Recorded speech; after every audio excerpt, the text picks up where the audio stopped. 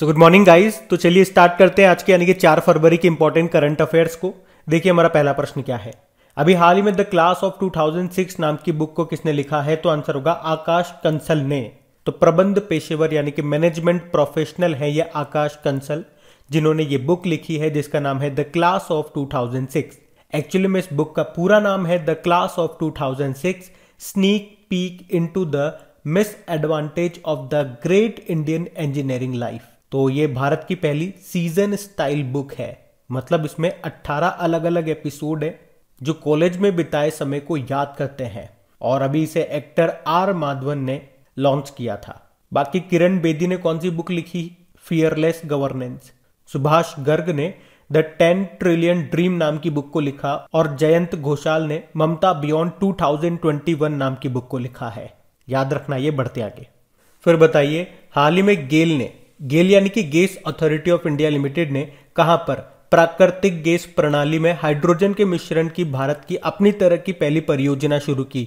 तो आंसर होगा इंदौर मध्य प्रदेश। तो याद रखना, नेचुरल गैस में हाइड्रोजन मिलाकर के भारत की अपनी तरह की ये पहली परियोजना है जिसको किसने शुरू किया है? Gas authority of India limited ने। कहां पे शुरू किया? इंदौर मध्य प्रदेश में। और इसमें जो ये गैस बनेगी वो कहां पे सप्लाई की जाएगी? तो आंसर होगा अवंतिका गैस लिमिटेड, और ये भी आपको मिलेगी इंदौर में। ये किन दो का मिक्सअप है? गेल और एचपीसीएल का। और ये सब किया क्यों जा रहा है? क्या उद्देश्य है? कार्बन की मात्रा को कम करना। देखो, नेचुरल गैस में आप क्या मिला रहे हो? हाइड्रोजन, और हाइड्रोजन तो स्वच्छ ईंधन है। अच्छा, भारत का लक्ष्य क्या है कार्बन न्यूट्रल बनने का? 2070 का है। आपको याद होगा अक्टूबर 2021 में COP26 का आयोजन हुआ था ग्लासगो स्कॉटलैंड में। वहां पे प्रधानमंत्री नरेंद्र मोदी ने कहा था कि भारत को कार्बन न्यूट्रल बनने का जो लक्ष्य है वो है 2070 का। अच्छा, आप तो ये बताओ, COP27 का आयोजन 2022 में कहां पे होगा? मिस्र में, इजिप्ट में। और COP28 का आयोजन 2023 में होगा यूनाइटेड अरब अमीरात में। अगर आपसे पूछा जाए भारत का पहला निजी LNG liquefied natural gas plant ये कहां पे स्थापित किया गया? तो आंसर होगा नागपुर में। अभी ONGC की पहली महिला निदेशक कौन बनी थी? अलका मित्तल बनी थी। और अलका से मैं आपको हमेशा बताता हूं अलका उपाध्याय का नाम national highways authority of India के अध्यक्ष बनी। अगर पूछे अभी हाइड्रोजन मोबिलिटी प्रोजेक्ट कहां पे स्थापित किया गया था, जहां पे मतलब हाइड्रोजन से चलने वाली बसें हैं, तो आंसर होगा लद्दाख में। और ओपेक का हेडक्वार्टर कहां पे मिलेगा? वियना, ऑस्ट्रिया में। तो ये सब ध्यान रखना, बढ़ते आगे। फिर बताइए, आर्थिक सर्वेक्षण 2022-23 के अनुसार भारत वन क्षेत्र वृद्धि के मामले में विश्व में कौन से स्थान पर है? तो आंसर होगा तीसरे स्थान पे। तो इकोनॉमिक सर्वे जिसे बजट के एक दिन पहले पेश किया जाता है, और कौन पेश करता है? वित्त मंत्रालय। और पूछा जाए इसे तैयार कौन करता है? तो मुख्य आर्थिक सलाहकार। अच्छा, मुख्य आर्थिक सलाहकार अभी नए बने थे। आप लोग कमेंट बॉक्स में टाइप करके बताइए कौन बने थे हमारे नए चीफ इकोनॉमिक एडवाइजर। और आपको याद भी होगा, हमने पढ़ा था इंडियन फॉरेस्ट सर्वे रिपोर्ट 2021 आया था, उसमें भारत में वन क्षेत्र के मामले में पहले स्थान पे कौन सा राज्य था? मध्य प्रदेश। और देखो, अगर हम लोग बात करते हैं कि पूरे विश्व का कितना प्रतिशत वन क्षेत्र यानी कि फॉरेस्ट एरिया भारत में पाया जाता है, तो आंसर होगा 2%। यानी कि पूरे विश्व का 2% वन क्षेत्र आपको भारत में मिलेगा। और इसमें बताया गया कि वन क्षेत्र में वृद्धि के मामले में भारत की रैंक कितनी है? तीसरी है। लेकिन अगर पूछा जाए वन क्षेत्र के मामले में भारत पूरे विश्व में कौन से स्थान पर है, तो 10वें स्थान पर है। ध्यान से सुनना चीजों को। पहली चीज तो हमने क्या कही? पूरे विश्व में वन क्षेत्र में वृद्धि के मामले में भारत तीसरे स्थान पर है, और वन क्षेत्र के मामले में भारत पूरे विश्व में 10वें स्थान पर है। यह हम विश्व के अकॉर्डिंग बात कर रहे हैं भारत की। अगर भारत के अंदर आ जाते हैं तो भारत में वन क्षेत्र के मामले में पहले स्थान पर कौन है? तो मध्य प्रदेश है। और वन क्षेत्र में वृद्धि के मामले में टॉप पर कौन है? तो आंध्र प्रदेश है। ये दोनों चीजें क्लियर है।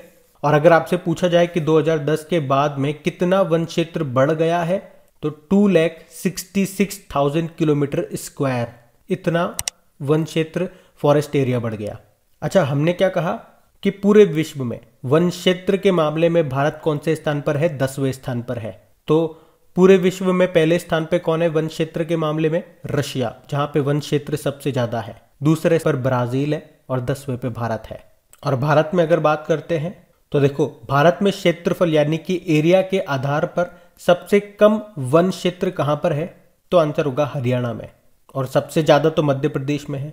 लेकिन अगर हम प्रतिशत के हिसाब से बात करते हैं तो सबसे ज्यादा वन क्षेत्र कहां पर है, मिजोरम में है। और प्रतिशत के आधार पर बात करते हैं तो सबसे कम वन क्षेत्र ये आपको हरियाणा में ही मिलेगा। और अभी हमने कहा वन के क्षेत्रफल में सबसे ज्यादा वृद्धि कहां पे देखी गई, आंध्र प्रदेश में। तो ये कुछ मोस्ट इंपॉर्टेंट डेटा है, ये आप ध्यान रखना। बढ़ते आगे, बताइए हाल ही में राष्ट्रीय इलेक्ट्रॉनिक एवं सूचना प्रौद्योगिकी संस्थान का महानिदेशक किसे बनाया गया, तो आंसर होगा मदन मोहन त्रिपाठी को। तो अभी national institute of electronics and information technology के डायरेक्टर जनरल बन गए हैं मदन मोहन त्रिपाठी। और त्रिपाठी से ही आपको याद आएगा विनय कुमार त्रिपाठी, रेलवे बोर्ड के नए चेयरमैन और सीईओ बने।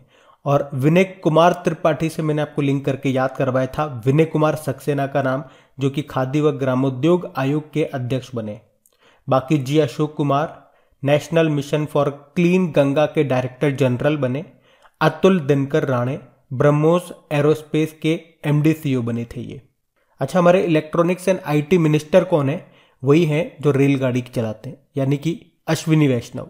बढ़ते आगे, फिर बताइए हाल ही में किसने दुनिया की पहली हाइड्रोजन से चलने वाली फ्लाइंग बोट जिसका नाम है द जेट, इसको लॉन्च करने की घोषणा की, तो आंसर होगा दुबई। तो दुबई की फर्म है द जेट जीरो एमिशन, इसने दुबई यूनाइटेड अरब अमीरात, तो दुबई की फर्म है द जेट जीरो एमिशन, इसने दुबई में दुनिया की पहली हाइड्रोजन संचालित फ्लाइंग बोट जिसका नाम रखा है द जेट, उसे लॉन्च करने की घोषणा की है। ये 40 समुद्री मील की स्पीड से पानी के ऊपर शांति से उड़ने में सक्षम है। इसमें एक साथ कितनी सवारी बैठ सकती है, 8 से 12 लोग इसमें बैठ सकते हैं। दुबई से आपको याद आएगा पहली बार इन्फिनिटी ब्रिज खोला गया अभी दुबई में, और दुनिया की 100% पेपरलेस सरकार बनी थी दुबई सरकार। अच्छा बताओ, तो दुनिया की पहली उड़ने वाली कार जिसका नाम है पेल वी लिबर्टी, ये किस राज्य में बनाई जाएगी, तो आंसर होगा गुजरात में। अच्छा, अगर आपसे पूछा जाए अभी दुनिया भर में अकेले उड़ान भरने वाली सबसे कम उम्र की महिला कौन बनी थी, तो ज़ारा रदरफोर्ड बनी थी। और दक्षिण ध्रुव पर पहुंचने वाली पहली अश्वेत महिला कौन बनी थी, हरप्रीत चंडी बनी थी, जिन्हें पोलर प्रीत भी कहते हैं। और राफेल उड़ाने वाली पहली भारतीय महिला पायलट का नाम क्या है, शिवांगी सिंह है। अच्छा, भारतीय रेलवे दुनिया का सबसे ऊंचा पुल कहां पे बना रहा है, मणिपुर में। और बताओ भारत का सबसे लंबा रोड आर्च ब्रिज कहां पे बना, मेघालय में, मेघालय के पूर्वी खासी हिल्स जिले में, जिसका नाम है वाह्य ब्रिज।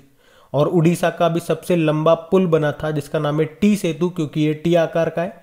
कहां पे, महानदी पर, कटक में बना है ये, तो ये ध्यान रखना। बढ़ते आगे, फिर बताइए हाल ही में एनपीसीआई यानी कि national payment corporation of India ने यूपीआई यानी कि यूनिफाइड पेमेंट इंटरफेस सुरक्षा और जागरूकता सप्ताह ये कब मनाया, 1 से लेकर 7 फरवरी तक। तो एनपीसीआई ने उपभोक्ताओं के बीच में जागरूकता पैदा करने के लिए यूपीआई सुरक्षा और जागरूकता पहल यानी कि UPI safety and awareness initiative की घोषणा की है।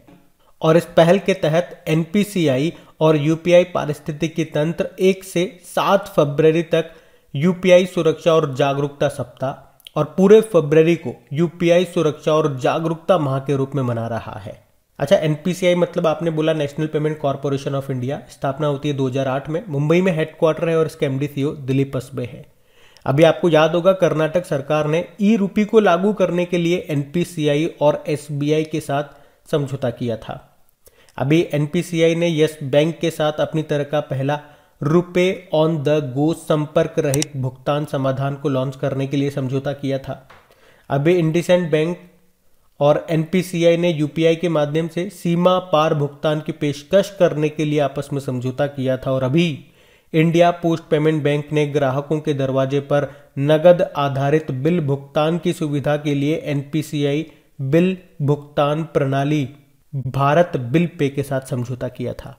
तो ये आप ध्यान रखना। बढ़ते आगे, फिर बताइए हाल ही में तोरग्या महोत्सव 2022 ये कहां पे मनाया गया, तो आंसर होगा अरुणाचल प्रदेश में। तो अभी अरुणाचल प्रदेश के मोनपा आदिवासी समुदायों के द्वारा इस तोरग्या महोत्सव को अरुणाचल प्रदेश के तवांग मठ में मनाया जाता है। इस त्योहार का मुख्य आकर्षण शा ना झम है, जो भिक्षुओं के द्वारा छो ग्याल याप और यम तसा मुंडे देवता को प्रदर्शित करने के लिए किया जाने वाला एक अनुष्ठान नृत्य है। और इस साल ये डुंग्यूर तोरग्या उत्सव है, जो प्रत्येक तीसरे वर्ष के रूप में एक विशेष अवसर का प्रतीक है। और त्योहार को व्यापक स्तर पर डुंग्यूर महोत्सव के नाम से आयोजित किया जाता है, जिसके दौरान दलाई लामा फेब जुम भेज करके अन्य लामाओं को आशीर्वाद प्रदान करते हैं, जो कि अनुष्ठान में उपयोग की जाने वाली एक पवित्र वस्तु है। अच्छा, कुछ त्योहारों की बात करते हैं तो असम में मनाया जाता है वांचुआ महोत्सव, जिसे तिवा और लालुंग जनजाति के द्वारा बनाया जाता है। असम में ही आपको कामाख्या देवी का मंदिर मिलेगा, जहां पे लगता है अंबुबाची का मेला। और मेलों से याद आएगा खीर भवानी मेला, यह जम्मू कश्मीर में लगता है। बंगस आवाम मेला जम्मू कश्मीर में लगता है। और जम्मू कश्मीर से आपको याद आएगा अभी दिसंबर में पहला अहरबल महोत्सव शुरू हुआ था जम्मू कश्मीर में ही। और उसी तरह से एक और मंदिर है सबरीमाला का मंदिर, केरल में है, जहां पे मकर विलक्कु त्योहार मनाया जाता है। केरल में ही अट्टुकल पोंगल त्योहार मनाया जाता है। ओणम फेस्टिवल भी यहीं पे होता है। और पोंगल त्योहार ये होता है तमिलनाडु में। तमिलनाडु में आदिपुरम त्योहार भी मनाया जाता है। और तमिलनाडु के मदुरै को ही त्योहारों का शहर कहा जाता है। अच्छा बताओ, लाई हराओबा त्योहार कहाँ मनाया जाता है? मणिपुर में। संगाई उत्सव भी यहीं पे मनाया जाता है, क्योंकि मणिपुर में आपको बताए दुनिया का एकमात्र 13वां नेशनल पार्क है काबुल लामजाओ नेशनल पार्क। यहाँ पे एक हिरण मिलता है, संगाई हिरण, उसी के नाम पे ये उत्सव है, संगाई उत्सव। अच्छा बताओ, चापचार कुट महोत्सव कहाँ मनाया जाता है? मिजोरम में। और बोनालू त्योहार ये तेलंगाना में मनाया जाता है, जहां पे बथुकम्मा उत्सव भी आयोजित होता है। अच्छा बताओ अभी किस राज्य ने जगन्नाथ रथ यात्रा को स्टेट फेस्टिवल घोषित किया? तो आंसर होगा पंजाब। बाकी अरुणाचल प्रदेश की बात है तो ये रहा मैप में अरुणाचल प्रदेश। कैपिटल इसकी ईटानगर है। मुख्यमंत्री पेमा खांडू है। गवर्नर कौन है? बीडी मिश्रा। आपको बताया भारत के किस राज्य में सबसे पहले सनराइज होता है? तो अरुणाचल प्रदेश में। और अभी भारत में पहली बार वेनेडियम के भंडार कहाँ पे मिले थे? अरुणाचल प्रदेश के पापुम पारे जिले में। और जियोलॉजिकल सर्वे ऑफ इंडिया की रिपोर्ट के अनुसार भारत के टोटल ग्रिड का 35% आपको केवल अरुणाचल प्रदेश में ही मिलेगा। जियोलॉजिकल सर्वे ऑफ इंडिया, जिसका हेडक्वार्टर है कोलकाता में। अच्छा, अभी अरुणाचल प्रदेश के राज्य तितली किसे घोषित किया गया? केसर ए हिंद को। और अभी अरुणाचल प्रदेश ने ही 2021 को शिक्षा के वर्ष के रूप में घोषित किया था। और अभी अरुणाचल प्रदेश के ब्रांड एम्बेसडर बने थे संजय दत्त। और आप बताओ उत्तराखंड के ब्रांड एम्बेसडर कौन बने थे? हम बढ़ते आगे। बताइए, हाल ही में जारी ब्रांड फाइनेंस रिपोर्ट में एलआईसी को कौन से स्थान पे रखा गया? 10वें स्थान पे। तो ब्रांड फाइनेंस के द्वारा जारी एक ब्रांड वैल्यूएशन रिपोर्ट के अनुसार एलआईसी को विश्व स्तर पर बीमा ब्रांडों की सूची में 10वें स्थान पे रखा गया है। और टॉप 10 की सूची में एलआईसी एकमात्र भारतीय बीमा कंपनी है। अच्छा, टॉप पे कौन है, यानी कि दुनिया की सबसे मूल्यवान बीमा ब्रांड कौन सा है? तो ये चाइना का है, नाम है पिंग एन इंश्योरेंस कंपनी। इस टॉप 10 में 5 आपको चाइनीज बीमा कंपनी मिल जाएंगी। अच्छा, अभी कुछ दिन पहले ब्रांड फाइनेंस ग्लोबल 500 रिपोर्ट आई थी, उसमें दुनिया की सबसे मूल्यवान ब्रांड किसे बताया गया? एप्पल को। एलआईसी की बात करते हैं, स्थापना होती है 1956 में, मुंबई में हेडक्वार्टर है। और इसके अध्यक्ष हमने कहा 1 साल कार्यकाल और बढ़ गया इनका, एमआर कुमार नाम है। अभी इसने आरोग्य रक्षक स्वास्थ्य बीमा योजना शुरू की थी। 2 मोबाइल एप्लीकेशन इसने लॉन्च किए थे, आनंद नाम से, जिसका फुल फॉर्म होता है आत्मनिर्भर agent new business digital application. और प्रगति नाम से भी एप्लीकेशन लॉन्च किया था, जिसकी फुल फॉर्म हो गई performance review application growth and trend indicator. और एलआईसी ने ही धन रेखा योजना शुरू की थी।